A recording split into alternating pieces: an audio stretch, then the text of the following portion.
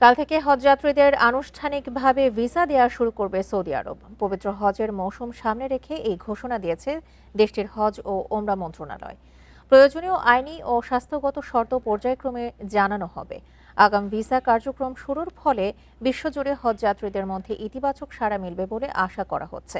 মন্ত্রণালয়ের ঘোষণা অনুযায়ী ২০২৬ সালের হজের জন্য প্রাথমিক প্রস্তুতি শুরু হয় গেল ৮ই জুন। সে সময় থেকেই বিভিন্ন দেশের হজ অফিসগুলোকে পরিকল্পনার প্রাথমিক নথি ও দিক নির্দেশনা পাঠানো হয়। এর ধারাবাহিকতায় ডিজিটাল প্ল্যাটফর্ম নুসুক মাসার এর মাধ্যমে পবিত্র মক্কা ও মদিনার তাঁবু সহ অন্যান্য আবাসন সংক্রান্ত বিস্তারিত তথ্য সরবরাহ করা হয়েছে। আধুনিক ডিজিটাল ব্যবস্থার ফলে অফিসগুলো অত্যন্ত সূক্ষ্মভাবে পরিকল্পনা ও সমন্বয়ের কাজ এগিয়ে নিতে পারছে বলে জানিয়েছে সৌদি কর্তৃপক্ষ।